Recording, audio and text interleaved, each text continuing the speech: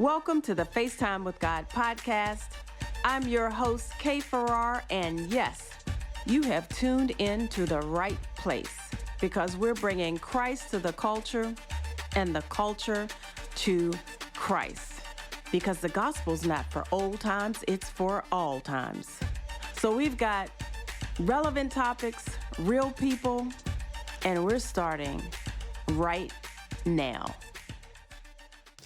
So, what's good, fam?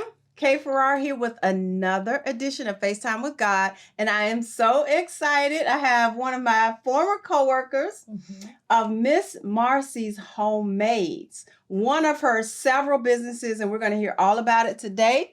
So, welcome. Thank We're you. so glad to have you. Absolutely. I am excited about this. I am so excited. And so we're going to kick this off with a little icebreaker, and you've got your little voting paddle there. So these are just, we were trying to figure out what are some of Miss Marcy's favorites. Okay. And so if it would be a favorite of yours, you can give the thumbs up. If not, you know what to do. All right. So how about this? A walk on a mountain trail. Gotcha. How about a day at the beach? Okay. River rafting. Okay. Going to a live basketball game. All right. Going to a live football game. Kind of, just because my husband makes me go. Okay, because you're, okay, a day shopping. All right, there we go. All right, a day working in Miss Marcy's kitchen. All right. Hey, that's what we're talking about, and that's why we are here today. So, Miss Marcy's Homemades, tell me a little bit about how that all came about. So after or during the pandemic, and we started making the applesauce, and people started inboxing me and say, "Hey, I'd like to order something." I said, "Really?" Let me go ahead and make a real quick Wix website. So I made a website, I made a Facebook page. People started ordering. It was right around the beginning of the holiday that year. Oh, wow. And so I stood up a business really quickly. Like when I said quickly, Ms. Marcy's Homemades, and I did all the business filing. And then as it started growing, I began to understand food. Okay. And I said, okay, let me legitimize this a little bit more by getting the proper training and certification. So I kind of went that route, learning a lot more about it. And here we are today. Wow. Yeah. And so 4 years into your business, you've shipped all over the Commonwealth, out of state. How has the momentum gone for you? So like any business, it has its ebbs and flows, ups and downs. I've shipped all over the United States. I've shipped to Africa. So I've shipped to other countries. Holidays starting around July through January is really super busy because one, you're at the beginning. Apple season is August, September. So people start pre-ordering, thinking about holidays. So it has its moments. I do have some regular customers who order from all over the U.S. So they're like monthly, almost subscription-like orders. So it has its moments. And then I'm in stores. So also I'm a wholesaler. So not just manufacturing and retail, but I also wholesale. That is so awesome. So your training, that helped you scale it in terms of the wholesale piece, or you just figured that out on your own? You had a mentor? How did that work? So that's a good question. The training helped me to understand food, and it helped me to make sure that I was keeping everyone safe and healthy. That was the most important part for me. Is I didn't want anyone getting sick. So I had to understand canning and jars and lids and the spice interactions and what made sense. As far as the wholesale and retail, it was understanding the market. So how do I maximize on the amount of time I put into making applesauce? 1 and 2 jars are great for retail, but when you're looking at a case of apples may make 50 jars of applesauce, how do I move that quickly through the cycle? And so that's when I started wholesaling, and right now we're in about maybe 8 or 9 local stores and a few in Charlottesville, Pennsylvania, and we're definitely looking to grow and expand into other states. So are you in Kroger? We're not in the big box stores yet, so Okay. the process for that is very different. Okay. And so you have to go through a lot of other things to get into stores. It's not as simple as going to the store and say, "Hey, can you sell my applesauce?" Right. I So understand it's that. a Okay. process for review. Mhm. Buyers have to kind of come on board, Mhm. things like that. So that's the goal. Okay. But because I still work my full-time job, I have to be able to scale where it makes sense. Right. One thing I've learned is not to move too quickly where you can't sustain the business because it can affect your reputation and your brand. So I Mhm. have to do what I can manage and what makes sense. So I'm Yeah. not quite ready for that yet. That is so. I would listen. I am a fan. I am a fan. Look, Simon, if I need to go to Kroger and write every week, I would like some Miss Marcy's I would homemades. I love would like that. her homemades. But that's Have what you talked to Miss helps. Marcy? I have her number. Like, That, believe it or not, things like that do help, especially small business owners, getting the mm-hmm. word out and for them to see the demand Yeah. for stores, understanding what's important to them. And I'm Mhm. learning that as far as the move of products through the store Okay. and how they view them. So Shark Tank has taught me a little bit because I Okay. watch it and I listen to the language. I say, Okay. oh, that's what I need to do. Mm-hmm. So I'm just learning. You want to learn the Okay. business. Got you. Yep. Well, I Yeah. will be going to my local Kroger and I I will be appreciate it. asking for Miss Marcy's homemades. Trust and believe. Yes. All right. So that's business. Would you say that's business number one, or how many? Tell us about the rest of what Miss Marcy is doing. So that is business number one as far as kind of the primary business, but going back, I did start a nonprofit, College and Career for Youth, also known Okay. as KAKY, Okay. KAKY. Okay. And I started at, this is year 20. Wow. And it started as me working with young people to help them prepare for college. A lot of Okay. young people don't know how to apply for college and Mhm. grants and Mhm. things like that. Mhm. But as it started growing, then the needs shifted from not just college prep, but now we're working on workforce development. We're dealing with Okay. teen pregnancy and parenting youth. We're dealing with Hmm. young people who need mental health services, those that are dealing with trauma now. Mhm. So bullying, things like Mhm. that. So now the services that we offer are more educational, and we also do supportive services. So we partner probably with well over 50 or 60 agencies and Wow. grassroots partners in the Mhm. area to provide services that help youth and families. Mm. We fed lots of youth. I even go into housing communities Uh-huh. with a truck and we'll do, hey, come and shop right here and pick up what you want. Hmm. We do a lot of different things in Wow. that space. Yeah. Yeah, I need to talk to you. I definitely need to talk to you about some of the things we want to do. Mm-hmm. All right. So, Miss Marcy's Homemades, the KAKY. nonprofit, Uh-huh. KAKY. All right. Now, what else? We have Cozy Me Crochet Designs. Okay. So this was my hobby turned business. Wow. I'm a crocheter. Okay. I started when I was 12 and I put it down. Mm-hmm. And then I picked it up maybe in the last 3 years. I picked it back up. Okay. I don't even know what made me do it, honestly. Wow. And I started crocheting blankets, and Okay. then next thing you know, hats. Now I'm Mhm. crocheting couture gowns Wow.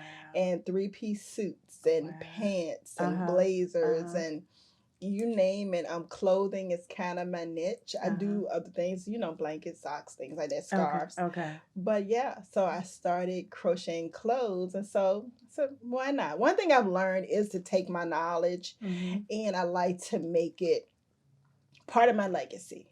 It's not just something that I do, but I want to put it in a way where my family, my children, my potential grandchildren can say that was my grandma. Wow. And so I made it a business. Okay. And I'm working on a book. And your do your kids do any of these with you so far? My kids kind of help. They Okay. do, like my daughters either help with applesauce or they'll help me with delivery, Okay. or if it's one of those situations where I say, okay, girls, I need your help. I have an order for 60 cases of applesauce, all hands on deck. Type of thing. They'll step up. Same with the crochet. Okay. You know, so they can crochet? No, they don't crochet. They'll wear it though. Okay. Okay. And their friends will wear it. Their friends are like, hey, get your mom to make me so and so. And can I order this from your mom? Wow. So they're definitely big supporters of the crochet. Wow. And the thing I love about it is you're a mother, you work full time, and you have a nonprofit and 2 businesses, and you're writing a book, and your smile is like from ear to ear. It's like you're just so joyful and happy. How is it that you handle all of this? I think one is making time for me. I understand my limitations. And so when people say you're doing too much, I say, well, no, I think you're basing it on what you see on Facebook. I have a lot of times I sit in a chair just like this in my sewing room, and I may binge out on Grey's Anatomy for the 5th time. I take time and I'm planful, but I have learned the art of no. Okay. I've learned the art of no, not quite yet. You know, I don't feel the need to have to jump on everything that's presented to me. And that's growth. Because as a small business owner, you want everything. You want the money. You want to do it now. You want to do it now. But it does you a disservice if you're exhausted, if you're not enjoying it, if it becomes a chore. So I've learned just to fall back a little bit, say, you know, I'm going to take a moment for me, and I'm okay with that. Yeah. And one of the things you mentioned was, you know, making sure things work financially. So the mathing thing. How do you do that? Woo, buddy. So it has its moments. It's looking really holistically at your budget. And that was something I didn't do from the beginning. That was a huge mistake. When Miss Marcy's homemade happened, it happened. When I tell you the door kicked in, wow, that's it crazy. did. It was nonstop. Applesauce, shipping, boxes, trying to make labels, designing labels. Wow. And it was just me. So I make the applesauce, I can it, I package it, I label it, I take orders, I'm printing labels, I ship it, I create the website. It was really just me. And it got to a point where I said, okay, I need to be able to hire someone, but I don't make enough money to do that, right? Because every dime that I make goes back into the business. So there's no so much salary for myself. But I found a way. So that's when your partnerships are important. Okay.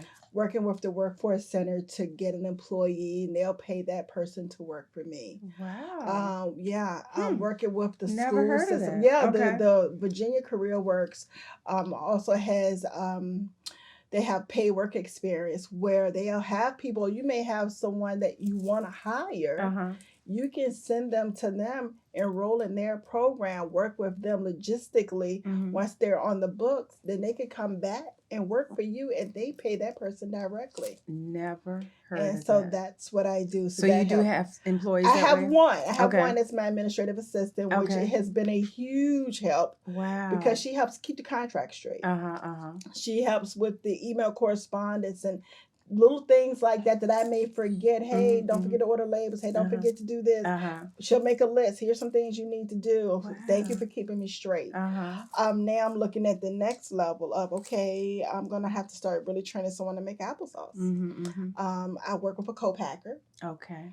And so co-packer. The money thing, you have to look at how you want to finance. I don't have a small business loan. I'm afraid of debt. I don't do that either. So I have to really do things that I can manage. And so I have to make the money make money. And so I reinvest. I don't have investors. My husband has been a huge investor. My mom as well. Okay. You know, my mom always looks for her dividends. So. But wow. I just do what I can until I get to a point where I can really jump out there. Working with the MBL has been such a huge help. Wow. They've opened doors to opportunities for funding I didn't know were there. So I always encourage people, go to the MBO meetings. You'll learn a lot versus just Google. Chamber of Commerce meetings. You learn a lot about opportunities that you don't know are available. And so those are the things I've started doing. So you have to take time to educate yourself. Yeah. So do you have any mentors for you? Do you have any mentees who are following you? How does that work? And I know that even that sounds like extra time. So is that in the mix for you, or in the plans, in the works? So I would love a mentor.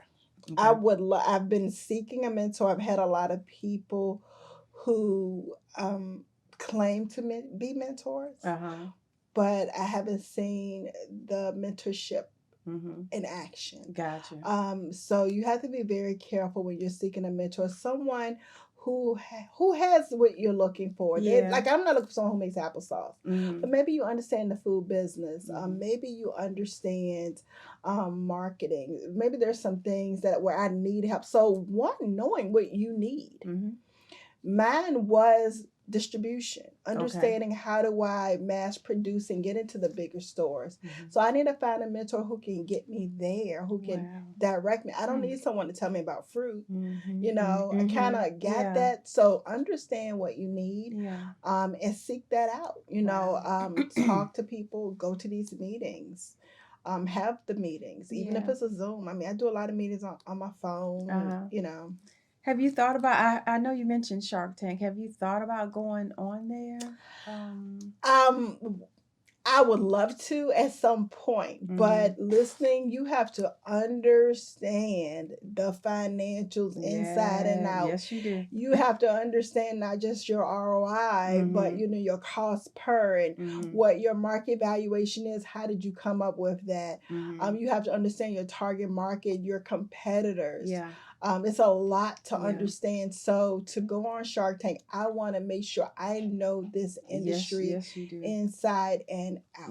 And so that's my goal for 2025. Is to immerse myself in food manufacturing. In particular, the snack area. So those are the things I need to do for myself. And we'll see which way it goes. But that would be really cool one day. It would be. It would be. Everything you do is so interesting, so exciting. The crochet, the applesauce, the volunteering, the nonprofit. You're doing so much. Now, also, NBC 12. Tell us a little bit about that. So that's kind of in addition to my nonprofit. I started partnering with just different news outlets, kind of as social media safety expert. So anything that impacts youth in the community, typically it started off as bullying and cyberbullying and sexting and then sex trafficking and all these different things. And then, of course, because I do social media safety anyway, I decided that I wanted to do more. So they brought me in a couple of times and said, hey, let's do a social media segment every month. Can we do that? And they said, that's a good idea. And so now we do a monthly segment where I talk about different aspects of social media, use of apps, best practices, not just for children, but also for adults. You'd be surprised at things that we don't consider when we're on social media that could be impacting your life on the back end, and you just don't see it happening. So how about you? So do you know all about some of the little cyber, I don't know what you want to call it, tricks and loopholes and things they have as far as like tracking you and all of the insides of, it's so funny because I'm redoing a house. And a lot of my contractors, the majority of them are Hispanic. And so I'm talking back and forth with them like this in my phone. And then the next day I turn my TV on and it's like, hablamos español and blah, blah, blah. Melt the dishwasher before it's and that's what I do. And that's how I say it. But then I come in here and now my TV is speaking back to me like that. Ya sabes, And, tenemos que sí. and they're Tenemos listening que all the configurar time los because I had armarios cut it para off que a minute podamos ago. montar el microondas antes de que se So entregue there are mañana some y digo security eso. settings that you probably want to have in place so that it does not do that. There are settings you can turn off because your phone can hear you. Yes. Your smart televisions can hear you. Yes. You can turn those settings off. They're automatically on. So there's a lot of different tricks to going into the back end to disable certain features that come on. Right. And you know how to do all that stuff? I do some of that. Some of that I research. Some of that I do advise parents to do, especially when they're looking at, like, even gaming systems, things like that may not go into sleep mode and your child goes to bed if they don't turn it off, or if the camera's still on, it could be flipped on remotely. Somebody can tap into it. There was a big thing at one time where there were some people watching children sleep. Wow. And the children didn't know they were being watched when they were asleep. Wow. And then they would just sit there and watch them all night long sleep. It's a lot of it's just so much in that space. So I'm constantly talking about different things. Yeah. So all these things are out there. People can go for cybersecurity for youth or whatever and go to NBC12's site and they can pull up the different tips and things that you put out there. Or how do people find it? So for NBC12, they can search just by my name and they can see all the different segments that I've done. I also have them on my YouTube channel. Okay. Marcy Thornhill. Okay. You can find on my YouTube channel. So it's a lot of different places. Social media, Facebook, LinkedIn, TikTok. Okay. You're on TikTok. Instagram. Okay. Instagram. You're everywhere. Yeah. All right. Well, this has been so amazing to have you on and to hear all that you're doing. You will be hearing from me because there are a lot of things I want to partner with you on, and I need an outfit. I need something crocheted by September, so we'll talk. So we might be able to get at least a top. Maybe we'll see. I think we can get a cute top. May see. But last word, what would you like to leave us with? I think just in general, when you're thinking about business, I want you to really ensure that it's one thing you enjoy. A lot of people start businesses because they see other people doing well, or they think that's the new trend, or they want to get on the bandwagon. Things like that tend not to last. Find your niche, something you enjoy. I enjoy crocheting. Who knew people would order? I made applesauce. Who knew someone would want to buy applesauce because it was something I enjoyed doing and it turned into a business. And most importantly, do not go into business thinking you're going to make millions right away. You're going to get rich and you're going to do all these things. Do not do that because you set yourself up for failure. Be planful, be patient. It will come if you stay consistent. I have been very consistent. Year 4, most businesses don't last 5 years. This is year 4. And I'm still here. I have my moments. Wow. But I'm determined this could be part of my retirement. Like, this is a retirement strategy. So I'm setting the foundation so I can walk into it very easily. I love it. I love it. I love it. Thank you. Thank you for being with us today. Yes. So I can't wait to come to your shop. Please do. So we can do some on-site. So yes. We will get that on the calendar. Please do. Come on out. Trust and believe. I'm trying to figure out how we can swing by the other day. But I'll make some applesauce. Come on, make some applesauce.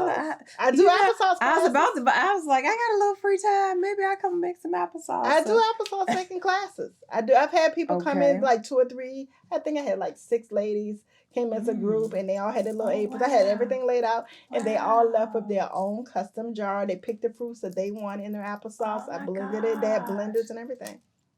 I let them make their own applesauce. Okay, I got a ladies group thing coming up in September also. Yeah. And maybe you can be one of our stops. Yeah. And we could do the applesauce. And class. I do have groups that come and shop. So they do private shopping. Okay. If you said we want to stop by and shop, then I'll do a tasting. Wow. So I set up the applesauce and I make cider.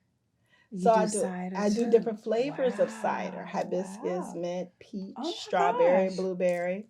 That sounds like a lot of fun. It is. And you can do a tasting and I have snacks and and they sit down and talk and laugh and eat and sample and it's just cute.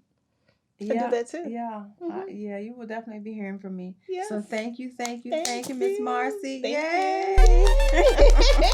This was awesome. Thank you. Awesome.